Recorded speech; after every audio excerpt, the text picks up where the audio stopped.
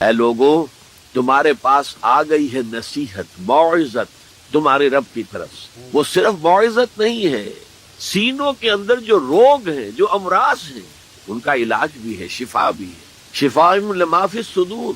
تیسرے درجے میں وہ ہدایت ہے، وہ بتاتی ہے کدھر جاؤ کدھر نہ جاؤ۔ جیسے آپ نے دیکھا ہوگا پہاڑی راستوں پر قدم قدم کے اوپر کوشن ہوتا ہے، یہاں سپیڈ کم کر لو ورنہ تم کسی کھائی میں جا گرو گے۔ تو یہ ہدایت کیا ہے؟ دیکھو ادھر مت جانا، ادھر جاؤ، اگر ادھر جاؤ گے تمہارا سارا معاملہ تل پٹ ہوتا ہے۔ یہ ہے ہدایت۔ اور جو چیز دنیا میں ہدایت ہے وہ آخرت میں رحمت، ہدم و رحمت للمؤمنین۔ اب میں چاہتا ہوں ان چار الفاظ میں جو ربط ہے اسے سمجھیں۔ دیکھیے اگر کسی ایسی زمین پر بارش برسے جو اوپر سے بہت سخت ہے تو پانی بہہ جائے گا، زمین میں جذب نہیں ہوگا تو کوئی روئیدگی پیدا نہیں ہوگی۔ اگر دل سخت ہے تو قرآن مجید ان پر کوئی اثر نہیں کرے۔ اس کے لیے سب سے پہلے موعظہ کی ضرورت ہے، وعظ کی ضرورت ہے، نصیحت کی ضرورت ہے تاکہ دل نرم پڑ جائے۔ انسانی دل جب سخت ہوتے ہیں تو ان کی سختی چٹانوں سے زیادہ ہوتی ہے۔ سورہ بقرہ میں فرمایا ثم قست قلوبکم فہی کالحجارۃ او اشد قسوہ۔ یہودیوں سے خطاب ہے، ثم قست قلوبکم من بعد ذلک فہی کالحجارۃ او اشد قسوہ۔ اے بنی اسرائیل، تمہارے اس طرز عمل کے نتیجے میں تمہارے دل سخت ہو گئے اور اب وہ پتھروں سے زیادہ سخت۔ لہذا سب سے پہلے ضرورت کیا ہے؟ دل کی زمین کو نرم کیا جائے، اس میں حل چلایا جائے۔ یہ کام ہے موعظہ کا، وعظ کا، نصیحت کا۔ ہمارے معاشرے میں کسی زمانے میں وعظ کا بڑا رواج تھا، آج کل یہ چیز ختم ہو گئی، بلکہ وعظ کو گھٹیا بات سمجھا جاتا ہے۔ بھائی کوئی عقلی بات کرو، کوئی علمی بات کرو، تم تو وعظ کہہ رہے ہو۔ گویا کہ وعظ گھٹیا چیز نہیں، وعظ سے دل میں رقت پیدا ہو، نرمی پیدا ہو۔ تو قرآن مجید ہی سب سے بڑا موعظہ ہے۔ ہم نے بدقسمتی سے کیا کیا، جب وعظ کہے جاتے تھے تب بھی مثنوی مولانا روم سے، ضعیف احادیث سے، واعظ دستاں زنو افسانہ بند، واعظ بڑے اونچے اونچے ہاتھ چلا کر اور افسانہ جو ہے بیان کر رہا ہے، لیکن اس کا حال کیا ہے؟ از خطیب و دیلمی گفتار اوس، بعض ضعیف و شاذ و مرسل کار اوس۔ وہ خطیب بغدادی یا دیلمی کی جو احادیث ہیں، جو سب سے گھٹیا درجے کی کتاب حدیث کی، سب سے کم تر درجے کی کتاب حدیث، ضعیف کتابوں کے یوں سمجھیے کہ بہت بڑے مجموعے، وہاں سے وہ حدیثیں لا رہا ہے۔ الضعیف و شاذ و مرسل کار اوس، ضعیف حدیث، شاذ حدیث، مرسل حدیث سے وہ بیان کر رہا ہے۔ قرآن سے اس کا کوئی تعلق۔ قرآن مجید سب سے بڑا واعظ ہے۔ یا ایھا الناس قد جاءتکم موعظۃ۔ یہ دل کو جب نرم کرتا ہے تو پھر اس میں جذب ہوتا ہے، یہ سیکنڈ سٹیپ ہے اس کا۔ اور جب دل میں جذب ہوگا تو دل کے اندر کی بیماریوں کو دور کر دے گا۔ دل کے اندر کی بیماریاں کون سی ہیں؟ تھرومبوسس نہیں، خنجائنا نہیں، وہ اور ہے۔ وہ دل کی بیماریاں جن کے لیے قرآن شفا ہے، وہ ہے تکبر، حسد، حب مال، حب دنیا، حب جاہ، حب شہرت۔ یہ ہیں وہ چیزیں کہ جو اصل ہیں، جو دل کے امراض ہیں، ان سب کو جڑ سے نکال کر پھینک دے گا قرآن حکیم۔ یا ایھا الناس قد جاءتکم موعظۃ من ربکم وشفاء لما فی الصدور۔ وہ ہدن اور وہ ہدایت ہے، انفرادی زندگی کے لیے بھی ہدایت ہے، اجتماعی زندگی کے لیے بھی ہدایت ہے۔ کبھی اگر سورہ فاتحہ پر آپ غور کریں جو ہماری نماز کا جزو لازم ہے، تو ہم پہلے کہتے ہیں الحمدللہ رب العالمین الرحمن الرحیم مالک یوم الدین ایاک نعبد و ایاک نستعین۔ ایک تو یہ کہ انسان کی فکر، اس کی سوچ، اس کا علم، اس کے نظریات و افکار یہ صحیح رخ پر پروان چڑھیں، پیش قدمی کریں۔ اس کے لیے بھی ضروری ہے کہ فکر کے ساتھ ذکر موجود رہے، ورنہ یکرخی اس میں آ جائے گی، کجی آ جائے گی۔ مولانا روم اور علامہ اقبال کے اشعار کے حوالے سے میں اسے مزید واضح کر چکا ہوں۔ این قدر گفتے باقی فکر کن، فکر اگر جامد بوت رو فکر کن، اور جزب قرآن زیغمی روباہی است، فقر قرآن اصل شاہی است، فقر قرآن اختلاط ذکر و فکر، فکر را کامل ندیدم جزب ذکر۔ اور اس ذکر کا سب سے مؤثر، سب سے عمدہ، سب سے اعلیٰ، سب سے جامع ذریعہ نماز۔ دوسری ضرورت انسان کے عمل کے درست رہنے کی ہے، عمل کج نہ ہو جائے، اس میں افراط و تفریط نہ ہو، عدم توازن نہ ہو، صراط سوی، درمیانہ راستہ، صراط مستقیم، سیدھا راستہ۔ قصد السبیل، وہ راستہ جو سیدھا انسان کو اپنے منزل مقصود تک پہنچا دے۔ یہ قرآن مجید کی 3 اصطلاحات ہیں، اس پر انسان کا قدم جمع رہے، ادھر ادھر کی پگڈنڈیوں پر وہ کہیں مڑ نہ جائے، نہ وہ نفس امارہ کے سے مرعوب ہو یا مغلوب ہو، نہ ماحول کے غلط اثرات سے متاثر ہو، نہ جذبات کے کسی طوفانی رو کے اندر بہہ جائے۔ اس کے لیے بھی ضرورت ہے ایک مستقل، زندہ، بیدار، حقیقی تعلق مع اللہ کی۔ اس تعلق مع اللہ کا بھی سب سے بڑا ذریعہ، سب سے اعلیٰ وسیلہ یہ نماز ہے۔ تیسری چیز میں نے عرض کی تھی جو ان سب کا مقصود ہے، اصل میں یہ تمام چیزیں بھی ایک سطح پر آ کر ذرائع کی حیثیت حاصل کر لیتی ہیں، حکمت دین کے اعتبار سے، فلسفہ دین کے اعتبار سے۔ ان سب کا اپنا ایک ہدف ہے اور اپنا ایک مقصود ہے، اور وہ ہے انسان کی روحانی ترقی، جس کے لیے تعبیر میں نے کل کی تھی اس اصطلاح کے حوالے سے جو حدیث نبوی میں آئی ہے، یتقرب الی عبدی بالنوافل وبالفرائض، تقرب الی اللہ، اللہ سے قریب ہوتے چلے جاتے۔ اور یہ کوئی مادی قرب کا مسئلہ نہیں ہے، کوئی زمانی یا مکانی فصل ہمارے اور اللہ کے مابین موجود نہیں ہے۔ ہوا معکم اینما کنتم نحن اقرب الیہ من حبل الورید، لیکن یہ کہ ذہول، عدم توجہ، دوسری چیزوں میں دل کا لگ جانا اس طور سے کہ پھر محبت خداوندی کے لیے دل میں جگہ نہ رہنا، یہ چیزیں جو انسان کو اپنے رب سے دور کر دیتی ہیں۔ ورنہ پروردگار کی طرف سے تو ہر وقت ایک دعوت عام ہے کہ ہم تو مائل بکرم ہیں، کوئی سائل ہی نہیں، راہ دکھلائیں کسے، رہنم منزل ہی نہیں۔ وہ احادیث بھی موجود ہے کہ میرا بندہ میری طرف چل کر آتا ہے تو میں بھاگ کر آتا ہوں، وہ اگر بارش بھر آتا ہے میں ہاتھ بھر آتا ہوں۔ تو معلوم یہ ہوا کہ اللہ تعالیٰ کی طرف سے تو ہر وقت دعوت عام ہے، لیکن یہ کہ ظہول، عدم توجہی ہماری طرف سے۔ تو اس توجہ الی اللہ اور تقرب الی اللہ کا بھی سب سے اعلیٰ، سب سے عمدہ، سب سے جامع طریقہ اور ذریعہ نماز۔ یہ ہے میری کل کی گفتگو کا خلاصہ۔ اب آج شاید وہ عنوان آج بھی لکھا ہوا سامنے موجود ہو، چونکہ عنوان معین کیا گیا ہے، میں اسی کے حوالے سے بات کروں گا۔ طالبان قرآن اور خادمان دین کے لیے نماز کی خصوصی اہمیت، اور اس پر میں بعد میں، جیسا کہ میں نے کل بھی عرض کیا تھا، تھوڑا سا اضافہ کروں۔ طالبان قرآن سے کیا مراد ہے؟ سب سے پہلے اس کو معین کیجئے۔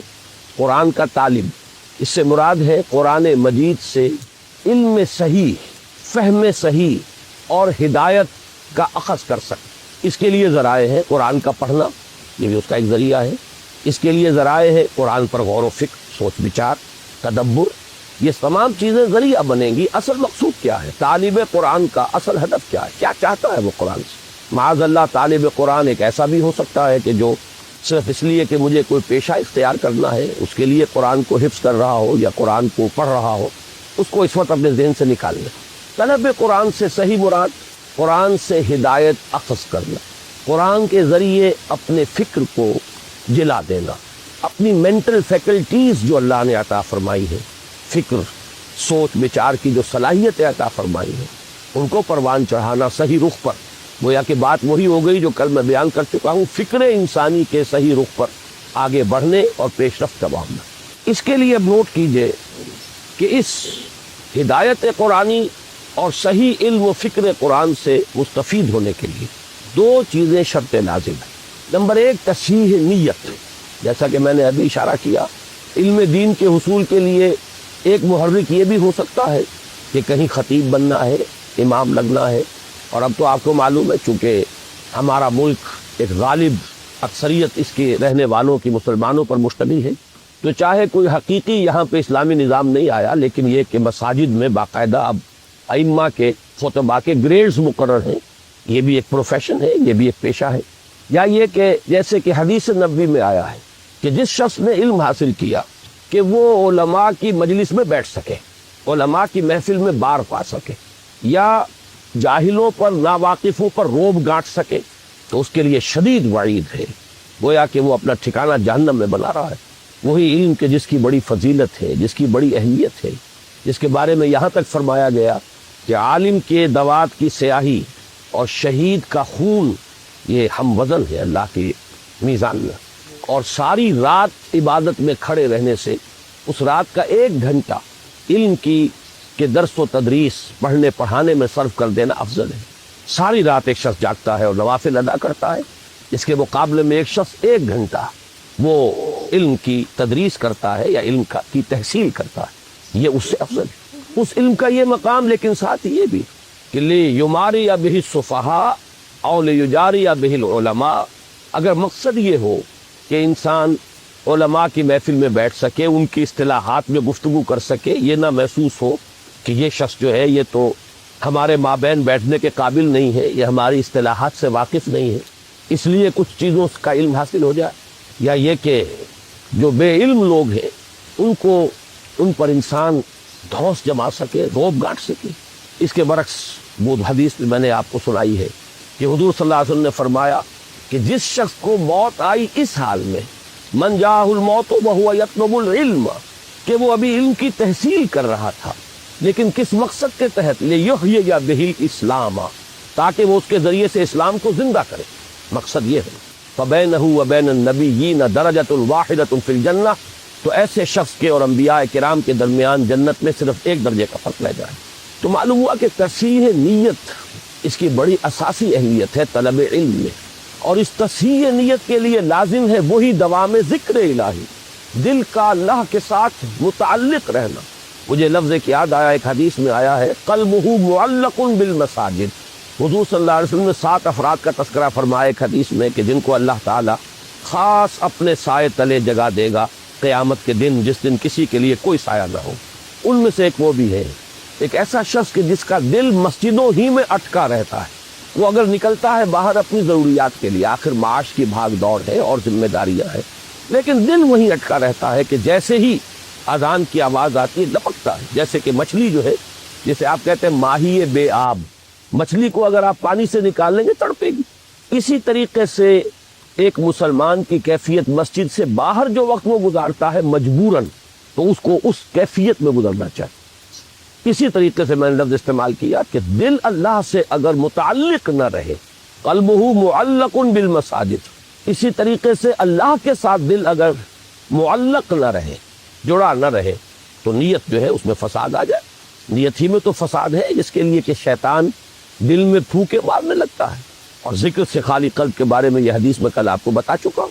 تو معلوم یہ ہوا کہ قرآن مجید سے صحیح فکر، صحیح علم، صحیح سوچ، حقیقی ہدایت کے اخذ کرنے کے لیے شرط لازم ہے تصحیح نیت، اس کے لیے لازم ہے دوام ذکر، اور دوام ذکر کا سب سے اعلیٰ، سب سے عمدہ، سب سے جامع طریقہ یہ کل ہم دیکھ چکے کہ ذکر کی میں نے آپ کو اقسام بتائی، ذکر غیابی، ذکر حضوری، پھر یہ کہ ایک ذکر صرف ذہنی و فکری ہے، اس کے ساتھ ایک ذکر وہ ہے جس میں عمل کو بھی شامل کر لیا گیا۔ یہ جملہ پہلو نماز میں جمع ہو گئے، ذکر غیابی بھی ہے، ذکر حضوری بھی ہے، خطاب بھی ہے، دعا بھی ہے، مخاطبہ و مکالمہ بھی ہے، ہم کلامی بھی ہے، الصلاۃ و معراج المومنین اسی لیے اسے کہا گیا۔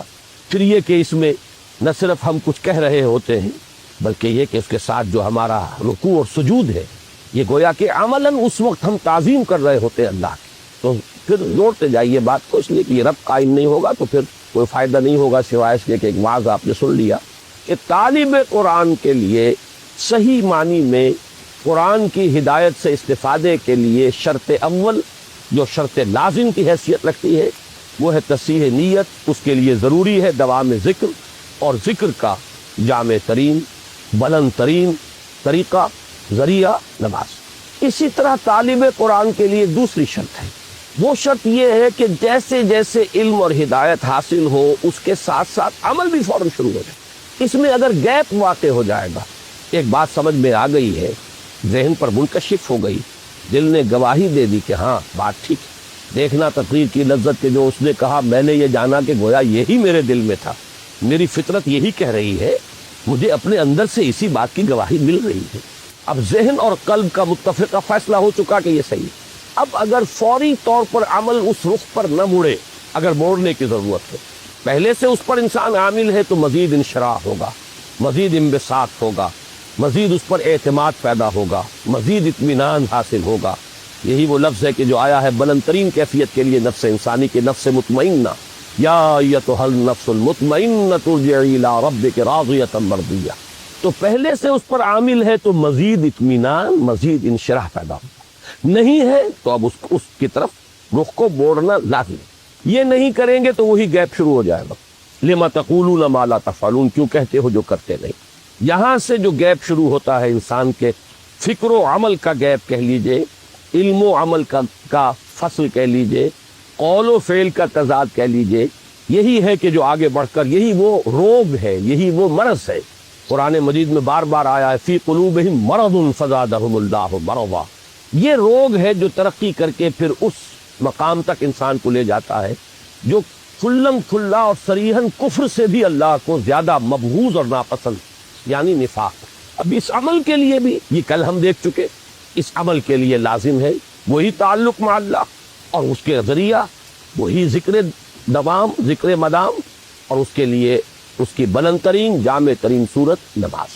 اب یہی دیکھیے سورہ بنی اسرائیل کی جو 2 آیات میں نے آپ کو، بلکہ ایک ہی آیت میں پڑھ سکا، دوسری رہ گئی، اس میں اسی کی طرف اشارہ ہے. اقیم الصلاۃ لدلوک الشمس الی غسق اللیل وقرآن الفجر، نماز کو قائم رکھو سورج کے ذرا ڈھلنے سے لے کر رات کے گہرے ہو جانے تک. یہ ہے ایک دوام صلاۃ. یہ آیت جو ہے اس کے الفاظ پر غور کیجیے. قائم رکھو نماز کو لدلوک الشمس الی غسق اللیل، سورج جب نصف النہار پر ہوتا ہے، ذرا سا ڈھل گیا مغرب کی طرف، یہ اس کا دلک ہے دلوک الشمس. اور جب غروب ہو گیا اور اس کے بعد رات تاریک ہو گئی، رات تاریکی کا پردہ خوب گہرا دبیز ہو گیا، تو یہ غسق اللیل ہے. یہاں سے وہاں تک تو نماز کو قائم رکھنا ہے. اس کی کچھ نہ کچھ کیفیت انسان کو محسوس بھی ہوتی ہے ذاتی طور پر، خاص طور پر سردیوں کے موسم میں دن چھوٹے ہوتے ہیں. تو پھر آپ کو معلوم ہے کہ ذرا سا سورج ڈھلا ہے تو ظہر بمشکل 1 گھنٹہ گزرے گا، 1.5 گھنٹہ عصر، پھر بمشکل 1 گھنٹہ سوا گھنٹہ مغرب، پھر گھنٹہ 1.5 گھنٹہ عشاء. اور اس میں جو شخص واقعتاً نماز کا پابند ہو، اس کے لیے تو مسجد کی آمد و رفت ہے مسلسل، گویا کہ وہ نماز ہی میں ہے. یہ تو ایسے ہی ہے کہ جیسے آپ نماز کے دوران بھی تو سلام پھیر لیتے ہیں نا. ابھی آپ نے 4 رکعت سنت کی ادا کر لی، سلام پھیر لیا، اب آپ نماز میں نہیں ہیں. اس کے بعد پھر اب آپ کھڑے ہوئے ظہر کی جماعت میں، پھر نماز میں آ گئے، اس کے بعد پھر سلام پھر گیا، اب آپ نماز میں نہیں ہیں. لیکن در حقیقت یہ پوری ایک نماز ظہر ہے. اسی طریقے سے وقفے سے مسجد سے نکلنا تو ہوا ہے، لیکن یہ کہ بعین ہی اسی تشبیہ کو سامنے رکھیے تو گویا کہ نماز مسلسل قائم رہی ہے دلوک الشمس سے لے کر غسق اللیل تک. اقیم الصلاۃ لدلوک الشمس الی غسق اللیل وقرآن الفجر. خاص طور پر اب فجر کی نماز کا علیحدہ سے تذکرہ کیا گیا. اس میں چونکہ طول قنوت یعنی زیادہ دیر تک کھڑے رہنا، لمبی قرات، یہ گویا کہ اس کے لوازم میں سے، اسی لیے صلاۃ الفجر نہیں کہا اسے، وقرآن الفجر. اور التزام رکھو فجر کو قرآن کا، یعنی نماز میں قرآن مجید کو زیادہ سے زیادہ پڑھنا، زیادہ سے زیادہ اس کی تلاوت. ان قرآن الفجر کان مشہودا، مشہودا کے بارے میں کئی تفسیری اقوال ہے.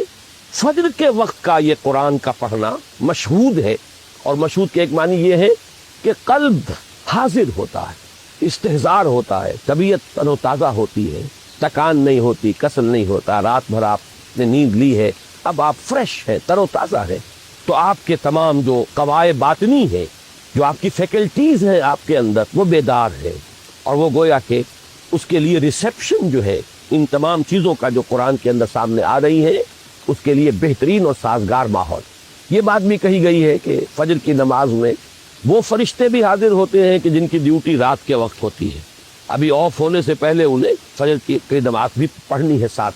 اور وہ بھی کہ جنہوں نے دن کا چارج سنبھالنا ہے، وہ بھی پہلے آ جاتے ہیں فجر کی جماعت میں، وہ شریک ہوتے ہیں. بہرحال یہ مختلف اقوال ہے، لیکن میں اس وقت توجہ دلا رہا ہوں کہ طالب قرآن کے لیے 2 شرطیں، تصحیح نیت اور علم اور عمل، اس میں کسی فرق و تفاوت یا تضاد کا پیدا نہ ہونا، دونوں کے لیے لازمی ہے دوام ذکر. اس کا اہم ترین وسیلہ ذریعہ نماز. اور اس کے ساتھ جوڑیے پہلی بات جو کل میں نے کہی تھی اور آج بھی دہرایا اسے، کہ معرفت رب کے لیے سب سے بڑا ذریعہ جو ذکر مجسم ہے وہ قرآن ہے. تو گویا کہ صلاۃ الفجر کا پروگرام 2 عطشہ ہو گیا. اب یہ صرف صلاۃ نہیں ہے، بلکہ اس کے ساتھ چیزیں جوڑ دی گئی جو مجسم ذکر ہے قرآن، اور جو ذکر کا سب سے زیادہ جامع اور بلند ذریعہ ہے، ان دونوں کو جمع کر دیا گیا. وقرآن الفجر ان قرآن الفجر کان مشہودا.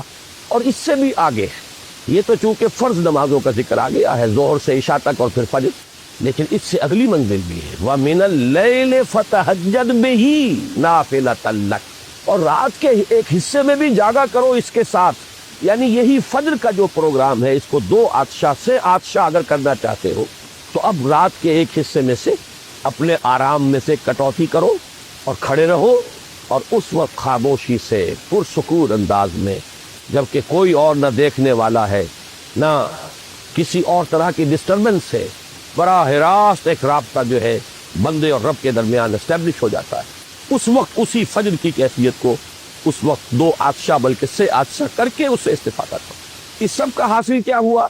اس سب کا حاصل وہ ہے جو اقبال کے اس شعر میں ہے کہ چوں بجاں در رفت جاں دیگر شود، جاں چو دیگر شد جہاں دیگر شود۔ جب یہ قرآن کسی کے اندر اتر جاتا ہے اس کے اندر تبدیلی آ جاتی، اندرونی کیفیات، اندرونی احساسات، اندرونی میلانات، اندرونی رجحانات، انہی کو ہم کہیں گے جو اقدار ہیں، جو ویلیوز ہیں، ان میں انقلاب آ جائے گا۔ اور جب یہ انقلاب اندر سے آئے تو پھر یہ نہایت محکم، نہایت پائیدار انقلاب ہوتا ہے، اور بہت پرتاثیر انقلاب ہوتا ہے کہ ایک فرد کے انقلاب سے ایک عالمی انقلاب کا جو پروسیس ہے انیشیٹ ہو سکتا ہے۔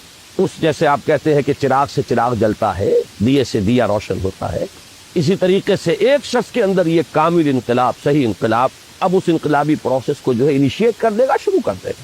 اسی لیے کہا چوں بجاں در رفت جہاں دیگر شود، جہاں چو دیگر شد جہاں دیگر شود۔ اس جہاں دیگر شود کے 2 حصے ہو گئے، ایک تو اس کے لیے زمین اور آسمان بدل گئے، پہلے وہ کچھ اور نظریات تھے، اب کچھ اور نظریات ہے، پہلے نقطۂ نظر اور تھا، اب نقطۂ نظر اور ہے، تو فار دیٹ پرٹیکولر پرسن پوری دنیا بدل گئی، پوری کائنات بدل گئی۔ اور ایک یہ کہ پورے اس دنیا میں انقلاب برپا کرنے کے عمل کا بھی آغاز ہو۔ اب آئیے دوسری شے کی طرف، خادمان دین، ان کے لیے نماز کی کیا اہمیت ہے؟ یہاں بھی پہلے ہمیں ڈیفائن کرنا ہوگا خادمان دین سے مراد کیا ہے۔ خدمت دین کسے کہتے ہیں؟ ایک تو آپ اپنے بوڑھے والدین کی بھی خدمت کرتے ہیں، اس میں بھی ایک مجھے دلچسپ واقعہ یاد آ گیا ہے جو مولانا روم نے لکھا حکایت کے پیرائی میں بات کو سمجھانے کے لیے، کہ حضرت موسیٰ ایک دفعہ کہیں سے گزر رہے تھے، انہوں نے گڈریے کو دیکھا، چرواہا جنگل بیابان میں تنہائی میں وہ مناجات کر رہا تھا، اللہ سے ہم کلام تھا کہ اے رب اگر تو میرے سامنے آ جائے تو میں تیرے پاؤں دھوؤں، تیرے پاؤں دباؤں، تیرے سر میں سے جوئیں نکالوں، تیرا سر دھوؤں۔ اب ایک تصور یہ تھا اس کا، کوئی ہوگا اس کا کوئی بزرگ، کوئی بوڑھی والدہ، بوڑھا والد، یا کوئی چودھری ہوگا اس کا جو اسے یہ خدمتیں لیتا ہوگا، تو اس کے ذہن میں خدمت کا یہی ایک تصور تھا۔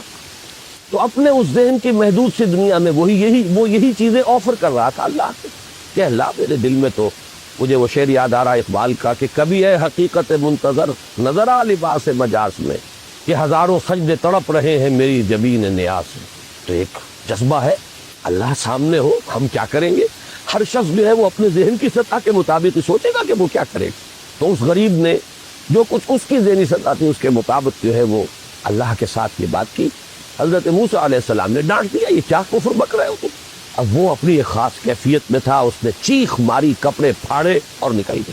تو اللہ تعالیٰ نے فرمایا حضرت موسیٰ سے، یہ کوئی حدیث نہیں ہے، یہ ایک حکایت ہے، یوں سمجھ لیجئے بات کو سمجھانے کے لیے کہ اے موسیٰ تم نے کیا کیا، میرا یہ بندہ میرے ذہن اور فکر کے مطابق مجھ سے میرے ساتھ مشغول تھا، مجھ سے ہم کلام تھا، تم نے ہمارا یہ تعلق توڑ دیا۔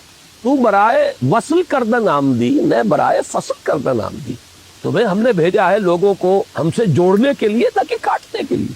بہرحال یہ بات کیوں آ گئی کہ خدمت دین کا کیا تصور ہے، اللہ کی کیا خدمت آپ کر سکتے ہیں، اللہ کے رسول کی کیا خدمت آپ کر سکتے ہیں، اللہ کے دین کی کیا خدمت آپ کر سکتے ہیں۔ اس لیے کہ اللہ اور اس کے رسول کے لیے لفظ نصرت تو قرآن مجید میں آیا، یا ایھا الذین آمنوا کونوا انصار اللہ، اے اہل ایمان اللہ کے مددگار بن جاؤ۔ کما قال عیسی ابن مریم للحواریین من انصاری الی اللہ، جیسے کہ عیسیٰ ابن مریم نے کہا تھا حواریوں سے کون ہے میرا مددگار اللہ کی طرف۔ تو نصرت قرآن، نصرت خدا و رسول، یہ تو قرآن کی اصطلاح ہے۔ سورہ حدید میں فرمایا وَلِيَعْلَمَ اللَّهُ مَن يَنصُرُهُ وَرُسُلَهُ بِالْغَیْبِ، اللہ دیکھنا چاہتا ہے کہ کون ہے اس کے وفادار بندے جو اس کی اور اس کے رسولوں کی مدد کرتے ہیں غیب میں ہونے کے باوجود۔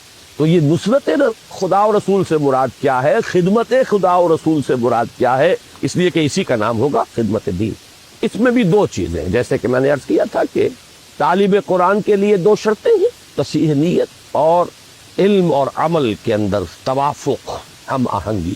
اسی طرح خدمت دین کے دو درجے ہیں، ایک ہے دعوت دین، اللہ کا پیغام لوگوں تک پہنچا دے، سوئے ہوئوں کو جگانا، نیند کے ماتوں کو ہوشیار کرنا، بھولے اور بھٹکے ہوئے راہی جو ہیں ان کو صحیح راستے کی طرف، ان نشاندہی کر کے صحیح راستے کی انہیں اس راستے کی طرف بلانا، یہ ہے دعوت دین، اللہ کے راستے کی طرف بلانا۔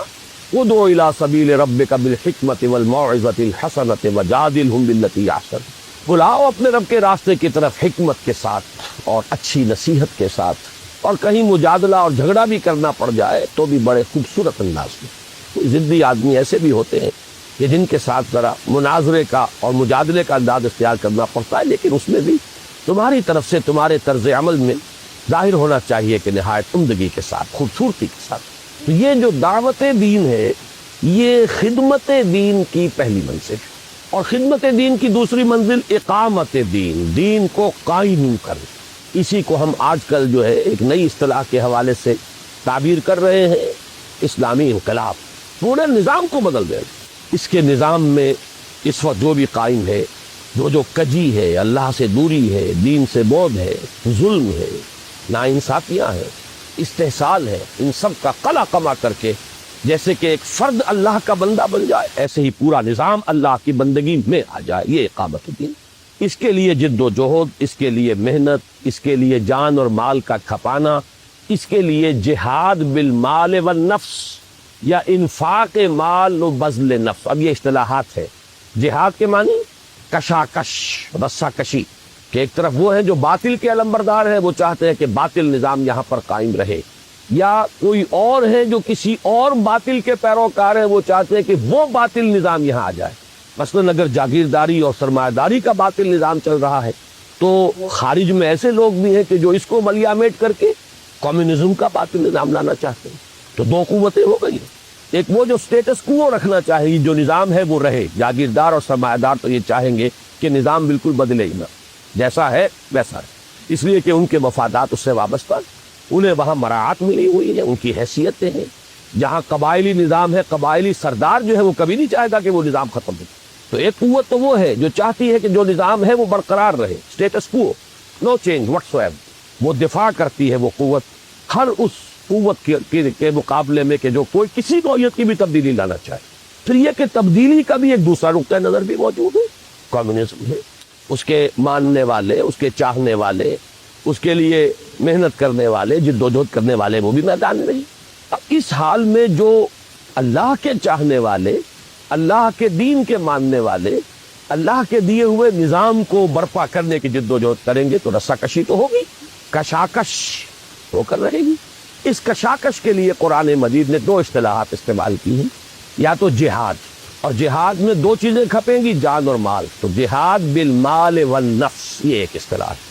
نمبر دو انفاق، انفاق کے معنی کیا ہے؟ کھپا دینا، خرچ کر دینا، جان کا کھپانا، مال کا کھپانا، انفاق مال و بذل نفس، یہ میں نے وضاحت کر دی اصطلاحات کی۔ تو گویا کہ خدمت دین سے مراد ہے یہ۔ اب اس کے لیے لازم ہے مسلسل جد و جہد، مسلسل کشاکش، مسلسل کشمکش، مسلسل قربانی، مسلسل مقابلہ۔ اس کے لیے قرآن مجید کی اصطلاح ہے صبر و مصابرت۔ یا ایھا الذین آمنوا اصبروا وصابروا ورابطوا واتقوا اللہ لعلکم تفلحون۔ اہل ایمان خود صبر کرو، ڈٹے رہو، جمے رہو، ہر نوع کی مخالفت کو جھیلو، تکلیف کو برداشت کرو، جو مصیبت آئے جھیلو، جو قربانی دینی پڑے دو، یہ ہے صبر۔ وصابروا، مصابرت باب مفعلہ، جو تمہارے مقابلے میں تمہاری جو مخالف قوتیں صبر کر رہی ہیں ان کے صبر پر بازی لے جاؤ، وہ بھی تو صبر کر رہے تھے۔ ابو جہل نے بھی گردن کٹوائی کہ نہیں کٹوائی؟ اپنے باطل دین اور باطل عقائد کے لیے چڑھ کر آئے کہ نہیں آئے؟ تو اگر تمہارا صبر ان کے صبر سے بڑھ کر نہیں ہوگا، تمہارا صبر ان کے صبر کو مات نہیں دے دے گا، تو تمہاری بازی مات ہو جائے گی۔ اللہ تعالیٰ نے اس دنیا کو کچھ اصولوں پر بنایا ہے۔ اس کی خصوصی نصرت اور مدد اسی وقت آتی ہے جب اس کے بندے ثابت کر دیں کہ انہوں نے اپنا سب کچھ لگا دیا، کھپا، انہوں نے کسی چیز کو بچا کر نہیں رکھا ہے۔ تو چھپا چھپا کے نہ رکھ اسے، تیرا آئینہ ہے وہ آئینہ کہ شکستہ ہو تو عزیز تر ہے نگاہ آئینہ سازی۔ اگر یہ ثابت کر دیں لوگ پھر اللہ کی نصرت آتی ہے۔ متى نصر اللہ الا ان نصر اللہ قریب۔ تو صبر اور مصابرت، یا ایھا الذین آمنوا اصبروا وصابروا ورابطوا،